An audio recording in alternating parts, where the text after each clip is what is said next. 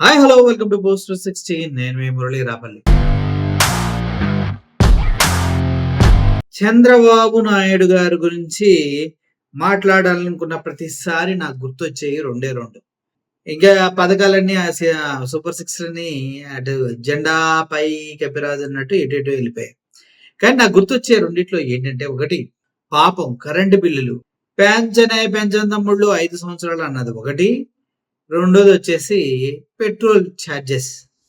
చంద్రబాబు నాయుడు గారు petrol charges పెంచడం వెనక ఆయన హస్తం ఉందా లేదంటే ఒకసారి మీరు ఆలోచించండి. గతంలో ఎలక్షన్ క్యాంపెయిన్ చేస్తూ ఉన్నప్పుడు ఆయన మాట్లాడిన మాటలు ఏంటి?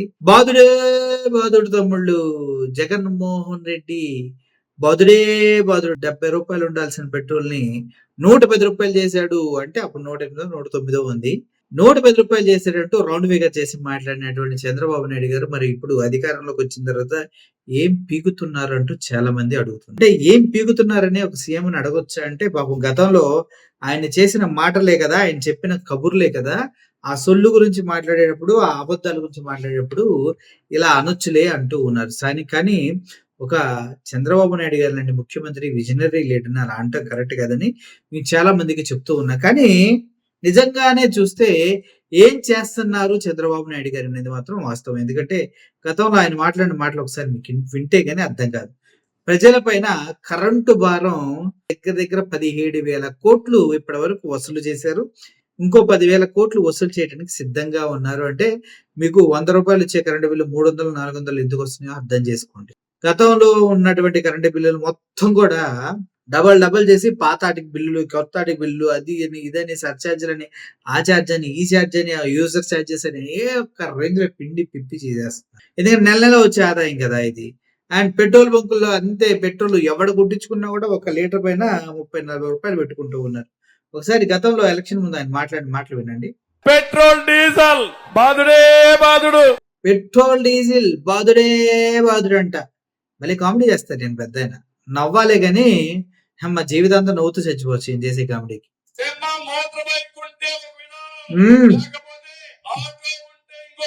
అబ్బో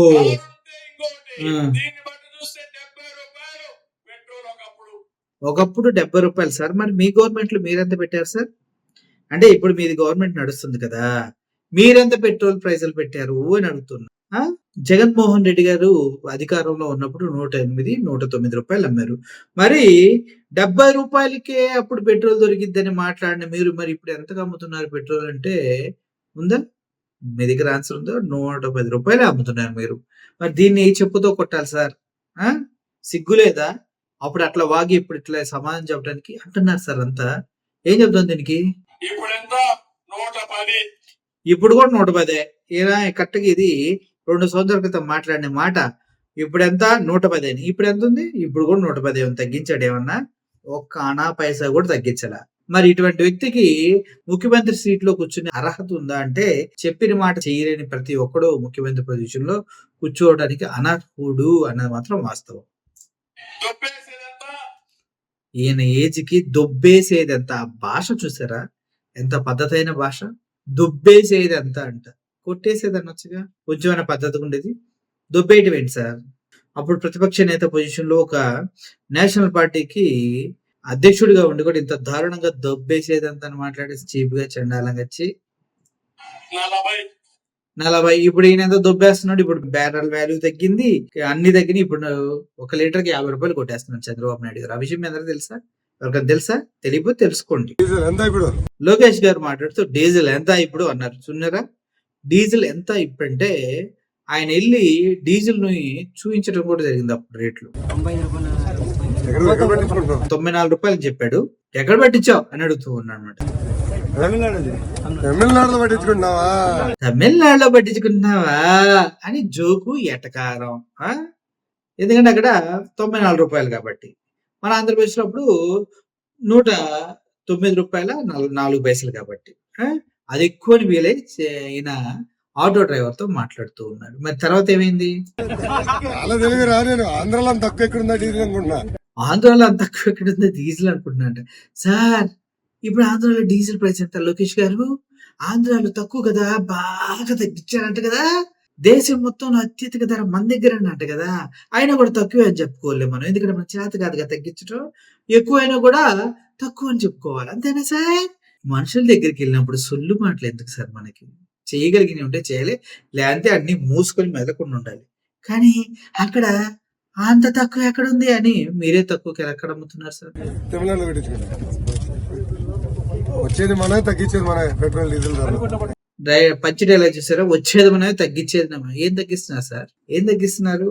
ఆ! ఆటో వాళ్ళు రోడ్ల మీదకి రాకుండా తగ్గిస్తున్నారా? ఉచిత బస్సు పెట్టేసి, అదే విధంగా వాళ్ళకి డీజిల్ రేట్లు పెట్టేసి, ఎక్కడ పడితే అక్కడ పోలీసులు వేలకు వేల చలానా రాస్తూ, ఆటో వాళ్ళు రోడ్డు మీదకి రాకుండా కాపాడుకుంటున్నారు. అంతే కదా! రైతులేమో మళ్ళీ వాళ్ళకి సంబంధించిన వాటిపైన ఫైట్ చేయకూడదు. అది కూడా మళ్ళీ తప్పు. అంతే కదా సార్? రైతుల గురించి ఎవరైనా ఫైట్ చేస్తే వాళ్ళ పైన కేసులు పెట్టి లోపలేస్తారు. అంతే కదా సార్? ఎవరిని రోడ్ల మీదకి రాకూడదు. యూరియా కావాలని ఇప్పుడు రైతులు రోడ్డు మీదకొచ్చినా కూడా అది పెద్ద తప్పు మీ దృష్టిలో. మీకు కరెంటు బిల్లులు పైసా కూడా పెంచమన్నారు. తగ్గించడం చేతకాలా? అంటే చేతగాని టీడీపీ కూటమి ప్రభుత్వం సిగ్గులేని ప్రభుత్వం అనొచ్చా? లేదంటే మీరొచ్చినప్పుడు కాలర్ పట్టుకోవచ్చా?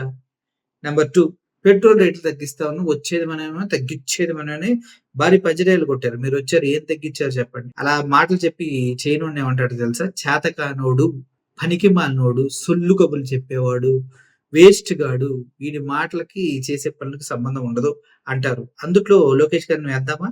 చెప్పండి మీరు. ఎందుకంటే మనిషికి ఒక వాల్యూ ఉంటది. ఆ వాల్యూ మాట మీద ఆధారపడి ఉంటది. ఆ వాల్యూ మొత్తం తీసేసుకున్నారు చూడండి తండ్రి కొడుకులిద్దరు. అది అసలు బాధ ఇక్కడ. పెట్రోల్, డీజిల్ ధరలు వచ్చేది వీళ్ళే అంట, తగ్గించేది వీళ్ళే అంట. ఇప్పుడు దేశ వ్యాప్తంగా ఎక్కడ చూసుకున్నా కూడా ఎక్కడ లేని భారీ ధరలకి ఇప్పుడు పెట్రోల్, డీజిల్ ధరలు ఆంధ్రప్రదేశ్‌లోనే అమ్ముతున్నారు. గతంలో ఈళ్ళు చెప్పిన ప్రామిసులు, పథకాలు చేస్తాన్న పనులన్నీ ఏమయ్యాయి? సిగ్గు, శరం లేకుండా ప్రజల్లోకొస్తే కాలర్ పట్టుకుంటారని భయంతో హెలికాప్టర్‌లు కొత్తగా కొనుక్కొని, అది కూడా ప్రజల సొమ్ముతో కొనుక్కొని తిరుగుతున్నటువంటి వారు వీళ్ళు. అంతేకాదు జగన్మోహన్ రెడ్డి గారు ప్రవేశపెట్టిన పథకాలకని పేర్లు మార్చి వాడుకునే చేతకాని ప్రభుత్వంగా పేరు తెచ్చుకుంటూ ఉన్నారు. ఎందుకు అంత దిగజారిపోవాలి? ముఖ్యమంత్రి హోదాలో ఉన్నప్పుడు ఎన్నైనా చేయొచ్చు, ఎంతమందినైనా కంట్రోల్ చేయొచ్చు, ఎన్ని పథకాలైనా ప్రవేశపెట్టొచ్చు, అందులో కొన్ని సూపర్ సక్సెస్ చేయొచ్చు. ఇప్పటివరకు చంద్రబాబు నాయుడు గారి పేరు పైన కానీ ఒక్కటంటే ఒక్క పథకం చూయించండి. వాళ్ళు పెట్టినవి, వీళ్ళు పెట్టినవి అన్ని కొట్టేసి వాటికి పేర్లు మార్చి మేము ఇస్తున్నామని చెప్పుకోవడం తప్పించి ఏమన్నా ఉందా? చాలా సిగ్గుచేటు సార్. యువ నాయకుడు లోకేష్ గారన్న ఈ విషయాన్ని కొంచెం ముందుకు తీసుకెళ్లి సొంత పథకాలు ఉండేలా చూసుకోవాలని మనసారా కోరుకుంటూ, వీలైతే పెట్రోల్ రేట్లు, కరెంటు బిల్లులు తగ్గించాలని కోరుకుంటూ, లేకపోతే నెక్స్ట్ కూటమి ప్రభుత్వానికి కానీ, టీడీపీకి కానీ మేము ఓటులు వెయ్యమని సవినయంగా మనవి చేసుకుంటూ సెలవు తీసుకున్నాను. Thank you for watching this video. Murali signing off. Thank you so much.